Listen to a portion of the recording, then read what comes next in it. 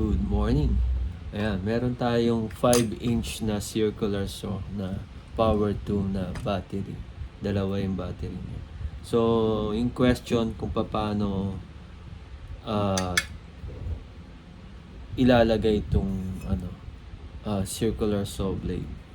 So, wala siyang, yung ibang ganito, may mga buttons na nag-i-stop dito para mailagay mo. Dito wala. So, kailangan mo ng screw. Kung may open wrench ka, open wrench yung gamitin mo. Yan. Pagka-lock,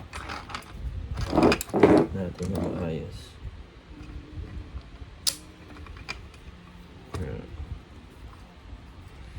Yan. Pagka-lock, pa-clockwise yung open. Yan. Pag ganito, pa-clockwise.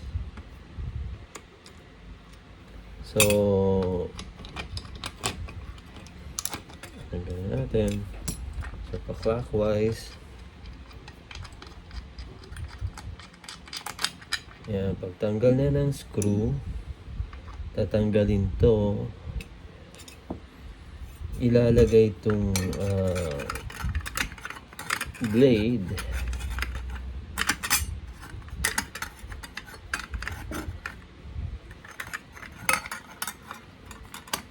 yan. So pag okay na yung blade, yan, makikita natin yung form niya, rectangular. Yan, dito isi-shoot natin para mag-lock. Yan. So, lock na siya. So, ilagay na natin yung screw. So, clockwise natin pa open. Ang close is counter clockwise.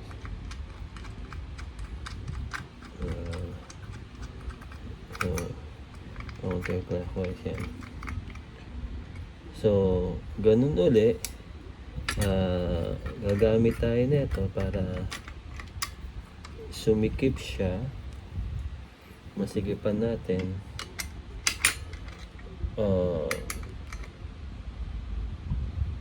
Pa-counter.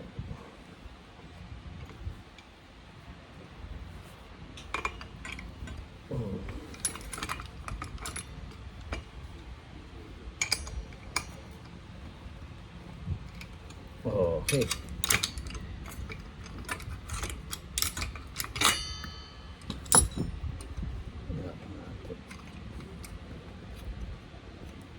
Yan. So, okay na siya. Okay.